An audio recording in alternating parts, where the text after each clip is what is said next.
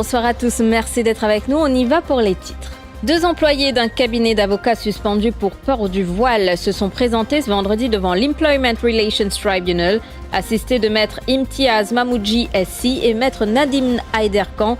Elles demandent à retrouver leur poste au département paralegal à l'issue d'une audience de plus de 2 heures. Vous les entendrez tout à l'heure. Narain Jasoodanand quitte les Casernes Centrales après un long interrogatoire. Le journaliste avait été interpellé à la suite d'une plainte déposée par Tevin Sithanen concernant un article publié sur Scoop.mu. Un nourrisson de 2 mois est hospitalisé dans un état critique à l'hôpital J2 après de graves blessures à la tête. Les médecins soupçonnent une fracture du crâne et ont constaté des hémorragies internes. Selon les parents, une télécommande aurait accidentellement chuté sur l'enfant. Des caméras cachées dans des cabines d'épilation, un salon de beauté au cœur de soupçons de voyeurisme. Le propriétaire, arrêté puis relâché sous caution, nie en bloc les accusations. L'affaire entourant le renvoi de 2 salariés d'un cabinet d'avocats suspendus pour port du voile a été appelée ce vendredi devant l'Employment Relations Tribunal. Lors de cette séance d'une durée de 2 heures, les 2 plaignantes, représentées par maître Imtiaz Mamoojee, senior counsel, et maître Nadeem Hyderkhan, ont déposé et ont exprimé leur souhait de réintégrer leur poste au sein du département paralégal. Un reportage de Nafissa Pirbay. Les 2 femmes ont expliqué avoir rejoint le cabinet INS Africa il y a environ 8 ans au sein du département contentieux. Représentées par maître Imtiaz Mamoojee, senior counsel, maître Nadeem Hyderkhan et maître Adila Letou, elles affirment ne jamais avoir reçu de contrat de travail ni été informées d'une politique concernant le code vestimentaire. Elles ont assuré que le port du hijab n'a jamais posé problème jusqu'à récemment. Elles rappellent qu'au sein de la maison mère d'INS Africa, notamment en Afrique, des employés portent le hijab sans aucune restriction. Mais depuis mai ou juin de cette année, 2 cadres de la direction se seraient opposés à leur tenue sans fournir de justification claire. Les plaignantes soulignaient également qu'au sein même du cabinet, certains collègues d'autres communautés portent librement des symboles religieux visibles. Nous n'avons aucun problème à réintégrer l'entreprise et à travailler en harmonie, ont-elles affirmé. Elles ont par ailleurs précisé ne jamais avoir été convoquées devant un comité disciplinaire, même après leur suspension liée au port du hijab. Lors du contre-interrogatoire mené par l'avocat de la compagnie, le senior counsel maître Hervé Duval leur a demandé pourquoi elles souhaiteraient réintégrer une entreprise qui conteste leur code vestimentaire, en l'occurrence le port du hijab. Les 2 plaignantes ont répondu qu'elles avaient toujours travaillé dans un climat d'harmonie. Maître Hervé Duval a toutefois soutenu que l'Employment Relations Tribunal n'a pas le pouvoir d'ordonner leur réintégration. Un argument vivement réfuté par les avocats des plaignantes. La prochaine audience est prévue pour le 18 septembre prochain. Et à la sortie du tribunal, après la séance d'interrogatoire et de contre-interrogatoire écoutée par le vice-président Shamia Janangir, les 2 plaignantes se sont confiées à Télé+. Elles ont déclaré avoir été profondément affectées moralement. Leur témoignage recueilli par Rajini Panchu. En fait, les bien chagrinants qui sont là en l'année 2020-25, qui me prévisaient la guerre au droit pour mettre hijab. Avec contre un ban l'homme des lois, qui désaccorde la loi. Émotionnellement, moi j'ai perdu du travail à cause d'un hijab. Ce n'est pas évident. Je n'ai pas réalisé à quel point ça peut affecter la santé, peut affecter nous. En fait, la cour, là, elle n'est pas décidée. Pour moi, je rentre mon travail avec mon hijab. Le travail avec mon hijab. Toujours au chapitre des enquêtes, Gautam Singh Debi rejette les accusations de conflit d'intérêts dans le sillage de l'affaire Afrinic, révélée dans notre édition d'hier. Cela à la suite des dénonciations de Benjamin Echen, ancien président du conseil d'administration d'Afrinic, qui a évoqué dans sa plainte à la Financial Crimes Commission un conflit d'intérêts et des abus de position de la part du receiver manager Gautam Singh Debi. Cependant, il nous a fait parvenir sa version des faits et Gautam Singh Debi affirme n'avoir eu aucun lien avec Cloud Innovation Limited, société citée au cœur du litige, avant sa nomination comme receiver d'Afrinic le 12 février 2025. Il souligne d'ailleurs que cette société avait déjà été dissoute en août 2015, soit bien avant son entrée au conseil d'administration de AAA Global Services Limited. Le professionnel de la finance dénonce des allégations fausses et malicieuses visant, selon lui, à porter atteinte à son intégrité au moment où ses fonctions de receiver d'Afrique sont contestées devant la justice. Le journaliste Narain Jasoodanand autorisé à partir après son interrogatoire au CCID cet après-midi. Une perquisition a également eu lieu à son domicile à Floréal. Cette opération fait suite à une plainte déposée par Tevin Sithanen, fils du gouverneur de la banque de Maurice Sithanen. Il accuse le journaliste d'avoir publié un article diffamatoire à son encontre sur la page Facebook d'info Scoop.mu. Quand vers midi, on tout 3 le 2, rempli avec la police, CID, 3 gros du monde viennent taper la porte fort, comme ouvert, rentrer, avant de rentrer sur entendant, je commence à faire un peu de brutalité. Et puis je fouillais partout. Prends le téléphone qui n'est pas marché, tout je peux prendre mon laptop, allez. Je savais même tout ça, mon Dieu, je connais ce que je peux faire là. La vérité, mon téléphone il tombait, au contraire, il me fêlait, mon téléphone il fêlait tout. Et les autres, prends-moi aller, je m'habiller, prends-moi aller. 4-5 djibounes, pousse-moi l'escalier, descends pour amène-moi ici. Un journée mauvais ici, sans manger, empêche-moi téléphone mon avocat là-bas. Empêche-moi téléphoner un pro, si vous vivez tout seul, je connais. Et moi, j'ai un petit problème. Il paraît qu'il Tevin Sithanen. Et ouais, il dit il y avait une bridge en victime. Moi, je trop comprendre la loi là. Soi-disant, mon Dieu m'a fait fausse. Mais moi, tu connais ça qui?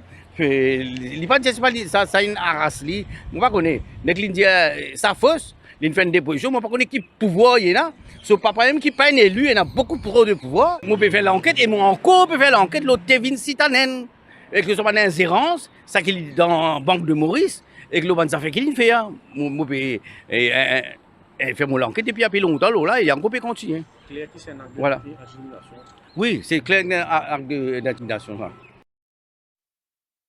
En parallèle, le gouverneur de la Banque de Maurice, Sithanen, a logé une plainte ce vendredi en Cour suprême contre Gérard Samper, ex-second deputy governor. Il réclame 50 millions de roupies de dommages à ce dernier pour diffamation. Dans sa plainte, Sithanen explique que les déclarations faites par Gérard Samper lors d'une conférence de presse le 29 août dernier portent atteinte à sa réputation. Le grand argentier nie que la réforme de la pension émane de lui. Il ajoute que Gérard Samper l'a entre autres qualifié de menteur et de magouilleur au sujet du financement public par l'impression de monnaie. Nous revenons maintenant sur une affaire judiciaire qui secoue le milieu médical. Un médecin réputé est au cœur d'accusations graves entre plaintes pour attouchement et suspension suite à un décès. Nafissa Pirbay nous détaille cette affaire. C'est à huis clos qu'a eu lieu une audience particulièrement sensible mercredi devant la cour intermédiaire. La plaignante, une ancienne Sales and Marketing Officer âgée de 36 ans, accuse le Dr Nishan Moiput, spécialiste en chirurgie plastique, d'attouchement lors d'une consultation dans une clinique privée à Réduit le 13 juillet 2015. Elle avait déposé plainte au poste de police de Saint-Pierre le même jour.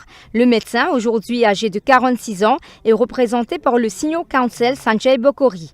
Lors de cette audience, présidée par la magistrate Magali Lambert-Henry, la plaignante a d'abord exposé sa version des faits in camera, désignant le médecin comme son agresseur.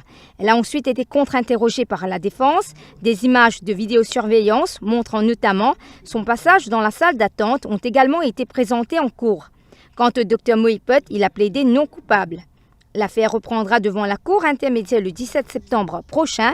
Pour rappel, le Dr Moiput est également suspendu provisoirement par le Medical Council depuis le 13 février 2025 dans le cadre d'une autre affaire.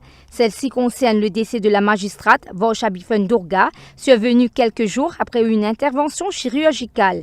Il doit répondre à d'allégations de négligence professionnelle devant le Medical Disciplinary Tribunal. Le médecin nie les faits qui lui sont reprochés dans cette affaire. Un nourrisson de 2 mois se trouve dans un état préoccupant à l'hôpital Jitu après avoir été grièvement blessé à la tête. Les examens médicaux ont révélé des hémorragies internes et une fracture du crâne est également suspectée. Interrogés par la police, les parents avancent qu'une télécommande serait tombée accidentellement sur la tête de l'enfant. La police a ouvert une enquête afin de déterminer les circonstances exactes de cet incident. Le bébé est actuellement placé sous étroite surveillance médicale. Une grande perte pour la famille. Propos de Shamim Moussadji, sœur du sergent Zahia Sayed Akbar. Ce policier de 53 ans est décédé mercredi à son domicile.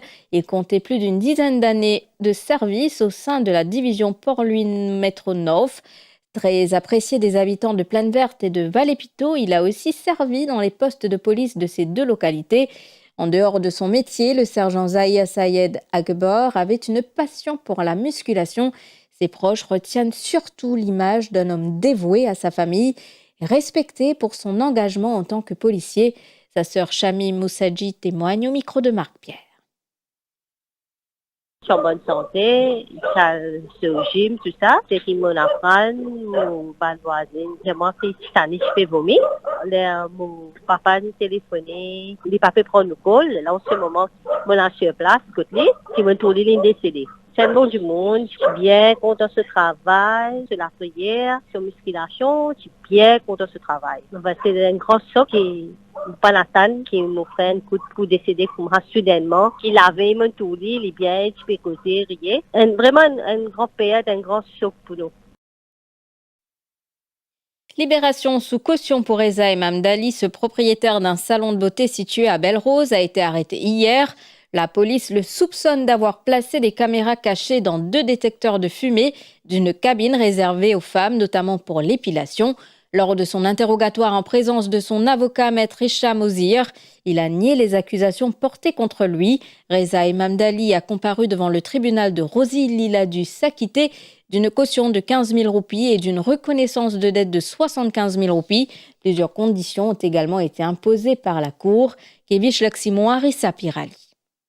Reza Imam Dali ne devra pas contacter la plaignante ni les témoins dans cette affaire. Il devra se présenter chaque samedi entre 6h et 18h au poste de police de Rosil. L'affaire a éclaté après qu'une cliente, intriguée par une lumière suspecte émanant d'un détecteur de fumée, a alerté une esthéticienne. L'employé a démonté l'appareil et y a découvert une caméra dissimulée. Une deuxième caméra a ensuite été retrouvée dans un autre détecteur. Dans sa plainte, l'esthéticienne souligne que cet acte constitue une violation grave de son intimité et de celle de ses clientes. Le coiffeur nie les accusations et affirme avoir eu un conflit avec l'employé concerné il y a environ 5 semaines. L'enquête se poursuit. Après avoir scellé 7 nouveaux accords et mobilisé un financement indien à hauteur de près de 30 milliards de roupies pour divers projets à Maurice, place à une journée spirituelle pour le Premier ministre Navin Ramgoolam à Ayodhya en Inde ce vendredi. Ayodhya, ville au nord de la Grande Péninsule, est marquée par une forte charge historique, notamment autour du site du temple de Ram Mandir, inauguré en janvier 2024 après son tête-à-tête avec le chef du gouvernement indien Narendra Modi. Hier, Navin Ramgoolam poursuit son séjour placé sous le signe d'un partenariat renforcé. Rukaya Korim-Bokus Rafik. Le Premier ministre Navin Ramgoolam a troqué ce matin ses habits formels pour une tenue traditionnelle. Après des prières au temple de Kashi Vishwanath à Varanasi, ville sainte de l'Inde, il s'est rendu au temple Sri Ram Janmabhoomi à Ayodhya. Une journée placée sous le signe de la spiritualité et reflet des liens qui unissent Maurice et l'Inde.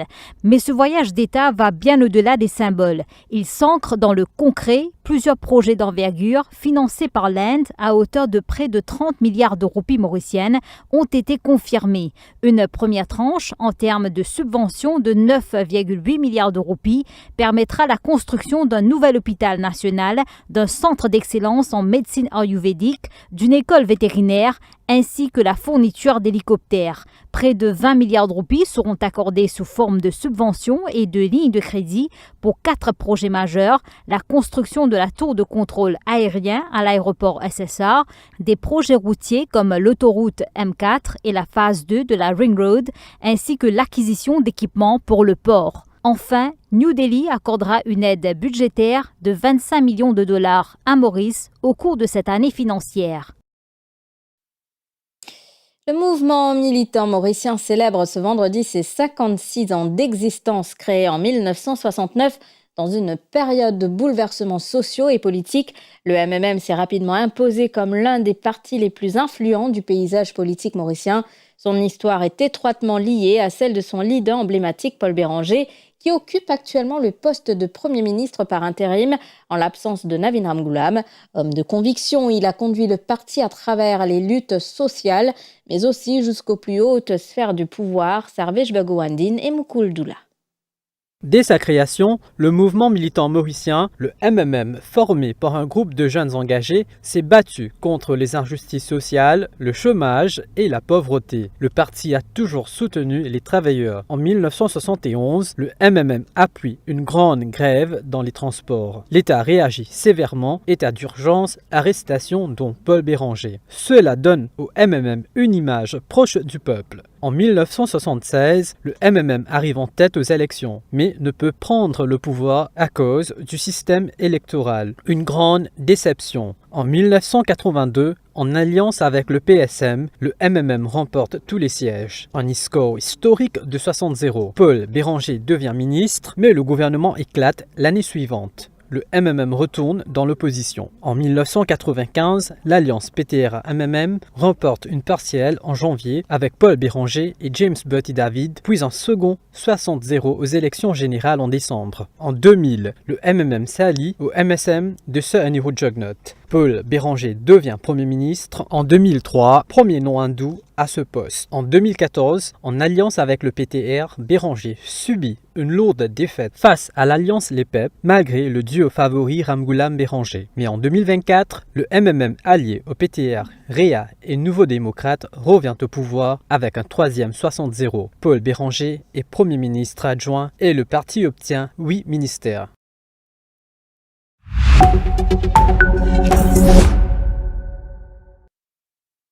À l'étranger, le meurtrier du jeune militant conservateur américain Charlie Kirk est toujours introuvable malgré la gigantesque chasse à l'homme enclenchée depuis mercredi pour retrouver l'auteur d'un assassinat qui a choqué un pays profondément polarisé.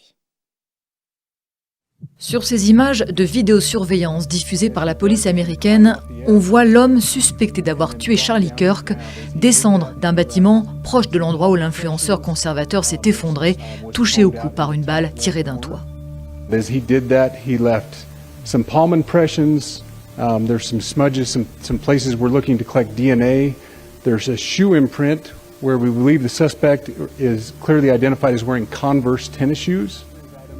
Dans les bosquets vers lesquels court cet homme, les policiers ont retrouvé le fusil qui a servi à tuer le porte-drapeau de la jeunesse trumpiste en pleine réunion publique sur un campus de l'Utah. Mais le suspect, lui, est toujours en fuite.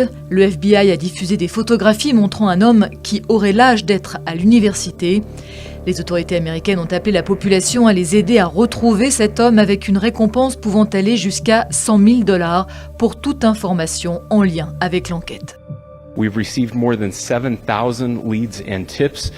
I would just note that the FBI hasn't received this many digital media tips from the public since the Boston Marathon bombing.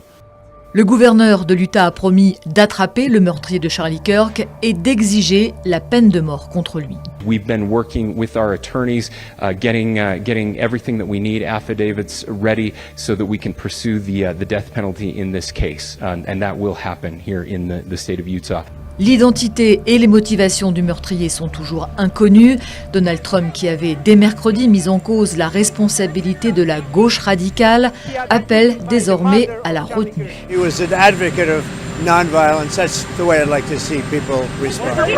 Le président a annoncé qu'il remettrait bientôt à Charlie Kirk, à titre posthume, la médaille présidentielle de la liberté, la plus haute distinction civile des États-Unis, et que cela se ferait en présence d'une très grande foule. Et puis à Moscou, les automobilistes constatent une hausse des prix nourris par une demande accrue et les frappes ukrainiennes contre les infrastructures pétrolières, secteur clé de l'économie russe.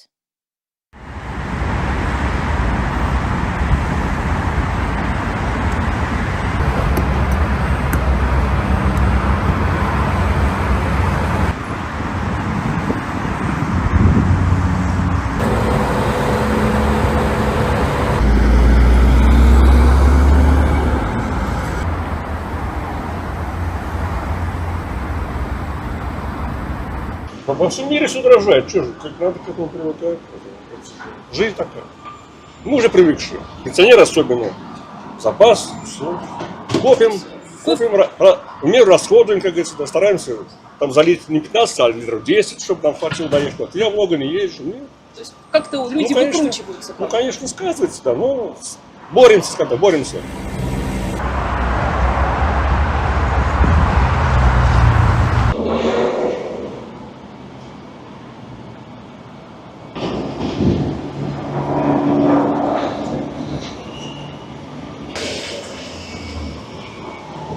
Интересно, вам не разрешается? Надо сначала это... Если хотели всегда защититься, у нас есть чем всегда. Вот. Просто это формальный признак для того, чтобы людей подвести к тому, чтобы дороже что-то продавать. У нас как-то признак всегда идет вверх, а никогда не идет вниз. Вот вся беда. Если бы хоть чуть-чуть показывали, что для людей делают что-то лучше, было бы здорово.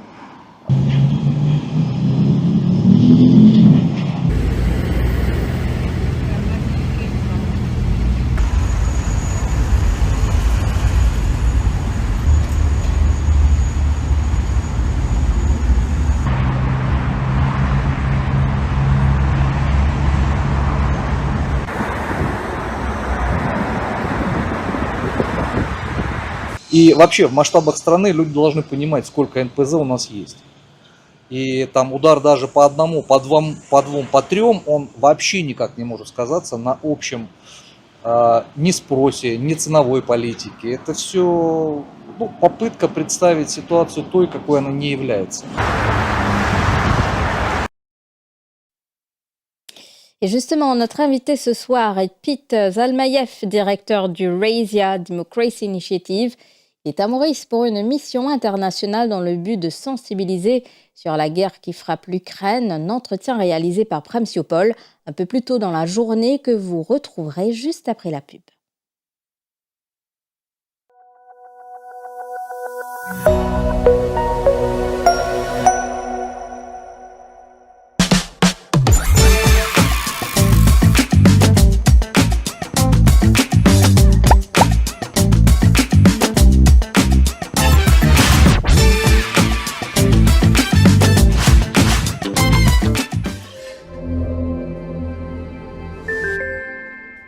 Découvrez une hydratation incomparable. Nivea Body Milk. Désormais enrichie en acide hyaluronique pur à 100%. Une hydratation encore plus longue durée. Quand notre peau est éclatante, nous nous sentons plus confiants. Ici et là. Nouveau Nivea Body Milk avec acide hyaluronique. Votre peau à ressentir pleinement. Nivea pour la peau. Perfectionne ton savoir, cultive et éduquer. Avec l'humilité, l'hospitalité. Un dévoile l'existant, acquérir connaissance. Vision déterminée, joli soit étudié. Un rayonnement mondial, deux efforts primordiaux. Ensemble, nous avancer pour accomplir de destinée. Une envie passionnée, travail récompensé, réalise doré.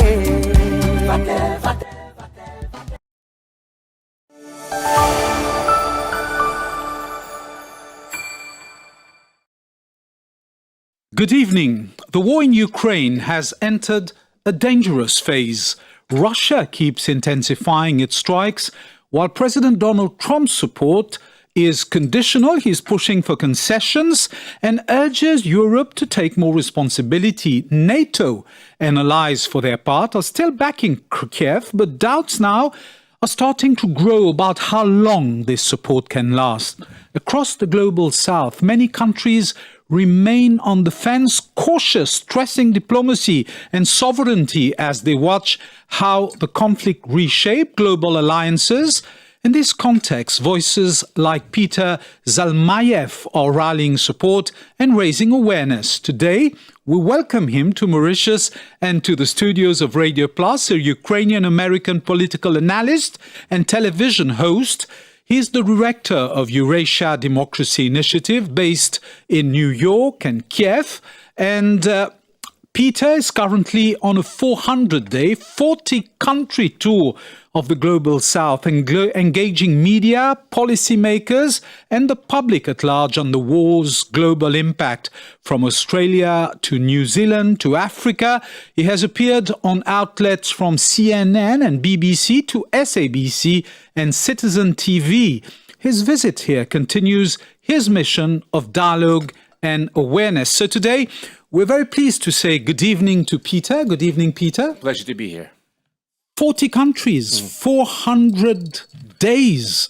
I mean, what motivates you to go on such a mission, and what do you expect to achieve? Well, of course, we're living in what you call liminal times. I mean, we're living on the edge. We're living at the historical crossroads where nothing less, unless you went into the war and you're sitting in trenches and fighting for your life and for your country, then what else could I do that would approximate that sort of sacrifice and courage? I mean, I am not much of a fighter, I guess, like that. I felt like my fight is on the informational plane. I decided to strike out for distant parts of the globe, what you call the so-called global south, for lack of a better term, which is partly my realization of my life, childhood dreams to go to these distant lands, small countries, exotic countries, what you will, that normally don't come into contact with Ukraine. And to talk about this war, because now Ukraine is the center of attention, or at least has been for the last 3.5 years.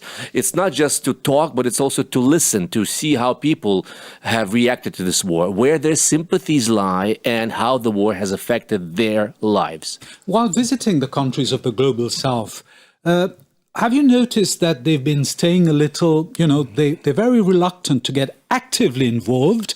So do you think this attitude can change? And how do you think countries like Mauritius can influence the outcome of this war? There's many different levels to this story, of course, and there's on the diplomatic, plane. We're speaking on the eve of the United Nations General Assembly, which, as you know, happens every year in September in New York. I want to cite a notable example of a country I visited a few weeks ago, Rwanda. Rwanda, which is a country of historical tragedy that happened 30 years ago, a country that is on good terms with Russia economically, a country of a one-man rule, essentially, for the last 30 years, Paul Kagame. But it's a country that actually voted to condemn this aggression at the level of the United Nations. My message is that, folks, as a sovereign country, as a country that relies on tourism, including from Russia, for example, you cannot afford to alienate these people. People may say that it's too far from us, etc. But the precedent that will be created in case Ukraine is allowed to fall, I mean, basically we are parting with the international law. We are saying goodbye to the international world order that has actually protected the rights of small countries like, when I say Ukraine, compared to the big guys, it's a small country. What is there to say about Mauritius? Think about the precedent, right? And that's why I think it's really very relevant to all of us. Why this war is important, why its effects will last for generations. And we're already seeing the reverberations of this conflict when far-off Venezuela all of a sudden is eyeing the neighboring Guyana, and a country that's known to you that has a sizable Indian population as well. All of a sudden, he wants the oil-producing chunk of Guyana because all of a sudden all countries are up for grabs. As a Ukrainian American, I also want to voice disappointment and dismay at how America has been giving up on its soft power. We no longer know if America is any longer a promoter of liberal democratic values. And when you say, why should African countries not sit on the fence? Why should they care? I will tell you that maybe this is a fool's errand, because if anything, there's even less motivation for countries in Africa to support someone like Ukraine, because who do they have to look up to? If Donald Trump is all of a sudden giving up on the global south, is conducting an isolationist policies, closing down USAID, etc. If he confronts its own allies, slaps tariffs on all over the world, of course there will be other players moving in, like China and like Russia, with their own narratives. So yes, it may be a fool's errand, but I still feel very genuine about why this war is important, why the fight of my country for its sovereignty and its right to carve out its own space and set out its own foreign policy is so important, Do you think the attitude of President Donald Trump, his support now is conditional, right? He's been he's been hesitant about a lot of things. His first meeting with Zelensky didn't go very well. Do you think that affected the rapport de force on the ground? Well, yes, and the morale, as we say, of the fighting troops. Even in the harshest winter, the first winter, the second winter, after Russia started going after our electrical grid, right, and casting us into darkness, what kept us going is the sympathy of the world. People started sending generations from remote countries, right, etc. And all of a sudden, when the American president, one day denigrates Ukrainian president in the Oval Office, and the next thing he's literally unrolling a red carpet for Putin in Alaska, which is also symbolical. Alaska used to be Russian. So Russians were very clever to select that spot. And then you feel like after each sort of overture of Trump towards Putin, Putin bombs Ukraine harder and more frequently, humiliating Donald Trump. He's even contradicting himself in what he's saying and in what he's doing. Yes, right? You mean Trump or Putin? Both. Both. I mean, that just shows that, the West is kind of abdicating its role as a promoter of freedom and all these values. All of a sudden, like you said, it's a cynical transactional politics where if you don't play ball with me, I will slap tariffs on you. It doesn't matter if you're Canada, our traditional ally. It doesn't matter if you're Britain.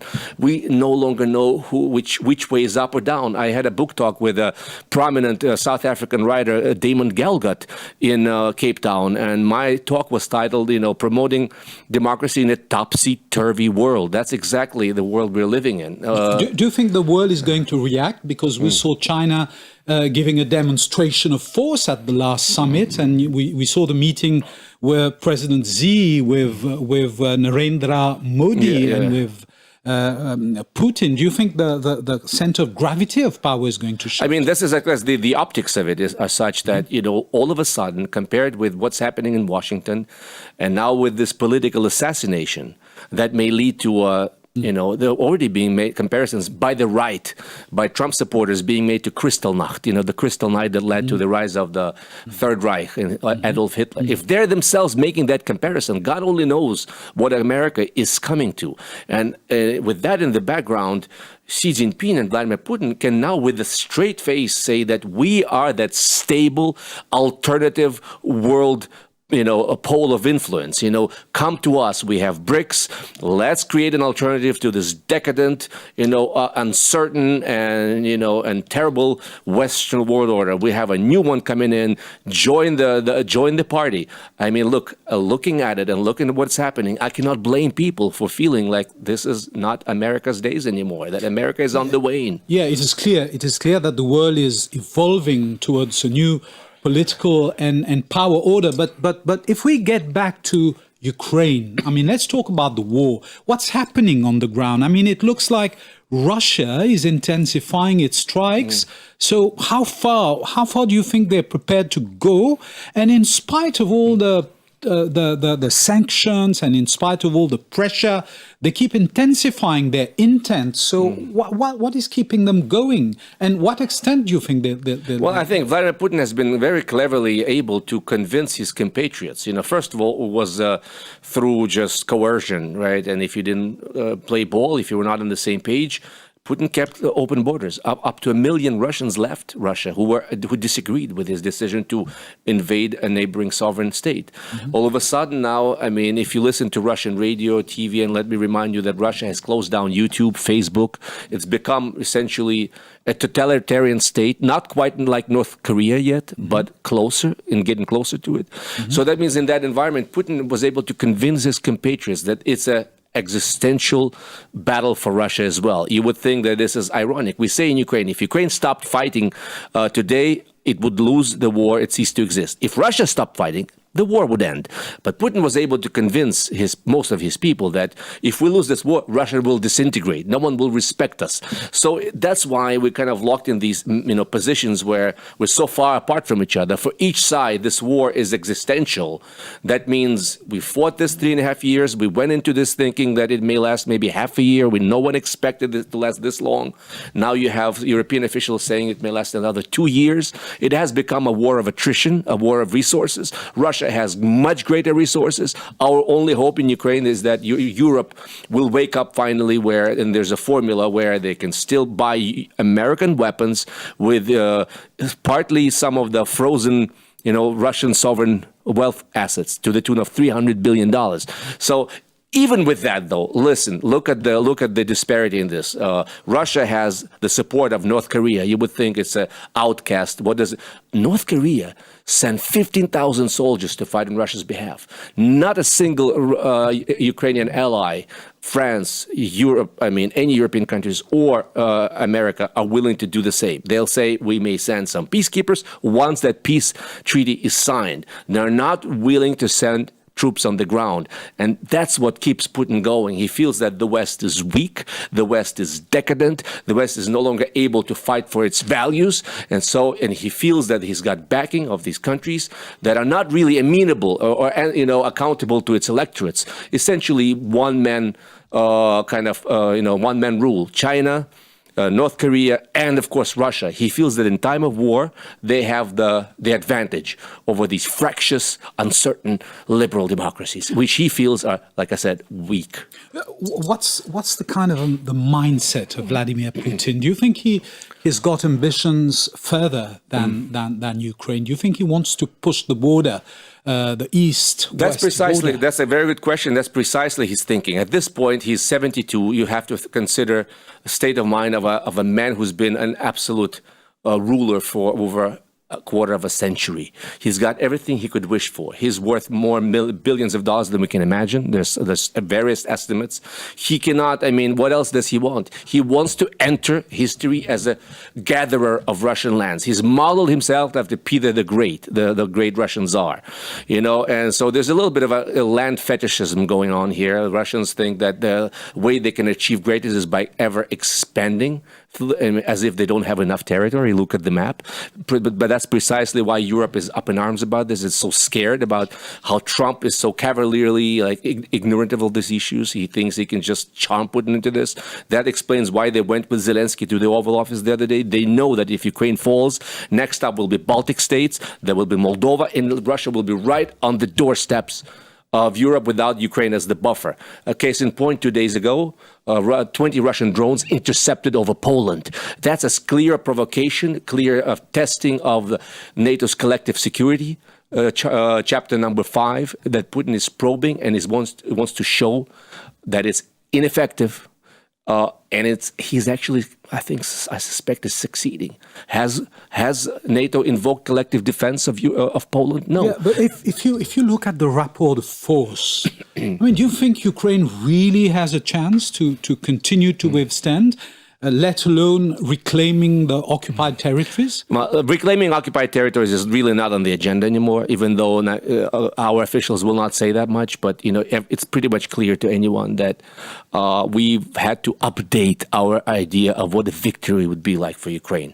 I think we're working from the working position is that if Ukraine is able to remain a sovereign state in whichever border, really, with control over Kiev, the capital, right? Or as the mother of all Russian cities, as the Russians call it, the cradle of Eastern Slavic civilization, that in itself will constitute victory, because Putin is playing for keeps. He's not playing to control this 20% of scorched earth territory that, the Russians conquered. So what would victory look like for Ukraine? For Putin, the victory will be full control over Kiev. Zelensky out and a puppet, sort of like Lukashenko in neighboring Belarus in. For Ukraine, it would be like basically remaining an independent state, maybe with the loss of some territory, but with security guarantees short of a full NATO membership. That's been off the table now, but something that approximates that, something that dissuades Putin from ever invading again. Now, it has been a long war. It's been 2 years already,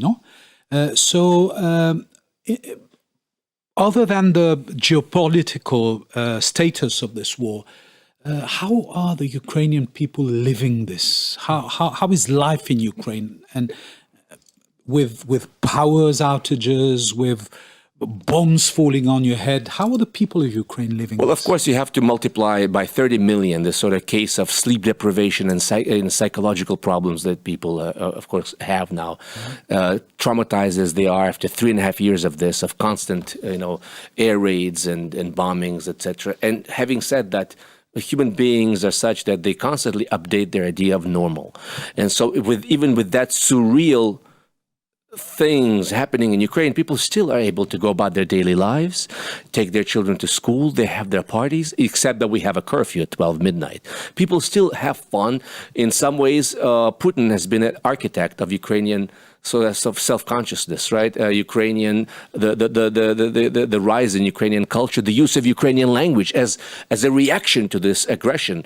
Book publishing, Ukrainian book publishing has been enjoying a renaissance of sort, even though some publishing houses have been literally destroyed by Russian ballistic missiles. Putin targets Ukraine's cultural institutions. That's why he's been called. You have to be careful with the word genocide. It's a codified UN term, but maybe cultural genocide, to use it loosely. People have said that this Putin is out to obliterate any traces of Ukrainian culture. He's proclaimed Ukraine as nothing but just Russians who call themselves something else. Want to absorb the and this is very imperialist. This is essentially an all imperialist thinking. So while Russia is using this argument in Africa especially, that we help you back during the apartheid era, we help you gain your independence, so you have to help us now because the West is using Ukraine as a tool of pressure against us to weaken us. Ukraine is making a counter argument that Ukraine, as a former colony of Russia, is fighting a neo-colonial resistance struggle. Russia wants to regain Ukraine as a former colony. How do Ukrainians feel about all this? Putin has been claiming that Ukrainians back him, the majority are against Zelensky. Is there a kind of are Ukrainians tired? Are Ukrainians saying that, Putin is leading us to war, and is opposition building really against him? Against Zelensky. Against Zelensky. Okay. Well, there is, of course, fourth year of war, there's fatigue. There's less of this sort of gung-ho, like we'll go all the way to liberate all the territories. People have, of course, are fully rational about what our possibilities are, and especially with this uncertainty in Washington and the capitals, we see that, it's a very... it's not a very positive geopolitical situation to be in. And yet, still healthy majorities of Ukrainians want to continue to resist, even though it could look like a losing fight. We don't know how much longer we can go with this sort of, wishy-washy attitudes by our allies. But look at the outset of this war. Putin went in confident that Ukraine would fall within 3 to 7 business days, literally. Otherwise, he would have prepared a little better, right? There was very few of his own generals even know that the invasion was happening. He kept everyone in the dark about this. And with all these, you hear with the Russians that, this is just a matter of time, Ukraine is losing. But Ukraine has been losing for 3.5 years. It's still in the game. It's still resisting. Even with all the Western help, without which we would not have been able to resist. It's still a miracle that you could take on such an adversary, the world's largest nuclear power. Let's not lose sight of that. We've grown so cynical, about everything. But what's most pernicious about politicians like Trump and Putin, that's where they connect. It's like they're very cynical about the agency of human beings to want to yearn for their for their independence, for their freedom, etc. They're cynical about this. They're constantly inventing conspiracy theories about how there's a plot, this and the other. We've moved away from any sort of idealistic notion that some things are worth fighting for and defending. Now, Russia keeps going. In spite of all the sanctions, where does it find the resources? And do you think it can yield to economic sanctions? I'm skeptical on that score. Already, listen, what other sanctions can we come up with that we haven't already? Russia is the most sanctioned country in history. It used to be Iran. Now it's Russia. Over 10,000 sanctions slapped on Russia by the European Union and by America. So I think a lot of it is just window dressing. A lot of it is a demonstration of impotence to do other things. I think sanctions are in some ways important, but they have a much longer term effect. They will not dissuade Putin from continuing this war. He's got the backing of China. India as a sort of a lender of last resort. India is still buying Russian oil, and Trump's brinksmanship and pressure campaign on India has backfired spectacularly, as you've seen. And so that hasn't worked out. Well, there are no easy solutions to this. Europe should ratchet up its own production of weaponry.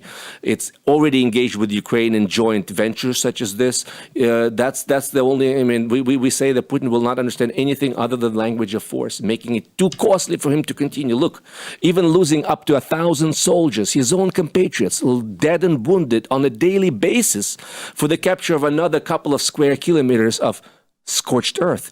That does not dissuade Putin because he doesn't care about life. And that leads me to another point. We want to live in a country where rulers think about their own compatriots, that treasure life, that actually will think twice before sending them to their death.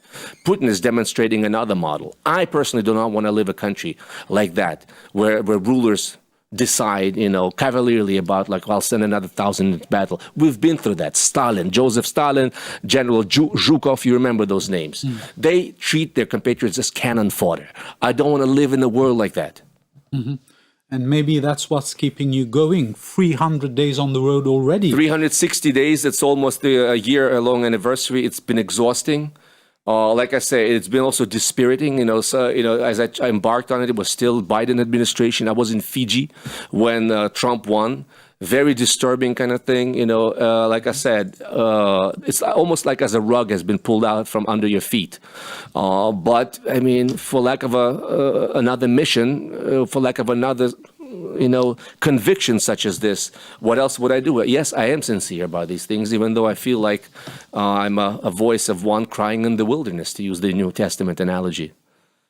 And what's your plans after this? Planned Reunion Island. That's my last stop on this leg of the trip. Maybe a short break in Europe, in Paris, and then back to the African continent, and maybe we'll continue with Ethiopia, and I want to maybe just go around full circle around West Africa and down, and I will have made a full circle, a full round trip around the continent. Maybe another year I'm looking at. I want to visit every African country. Is that so? And how I've already survived malaria. I've survived the new in Madagascar. I've survived the new Omicron of COVID. So I feel like I'm a survivor. I can still go. I can keep going. Okay, we wish you all the best. Thank Peter. you. Thank you very much for being here with us, and we wish you have a pleasant trip when you're leaving. I'm leaving on Monday. You're leaving on Monday. I want to say danyabat. I want to say merci, thank you, and дякую in Ukrainian. I see. Дякую. Дякую. Дякую, Peter. Thank you very much. Thank you for being with us. Thank you for having stayed with us for this interview of Peter Zalmayev, who is on a 400-day trip to 40 countries of the Global South to tell people about what's happening in Ukraine. Thank you very much. Good night.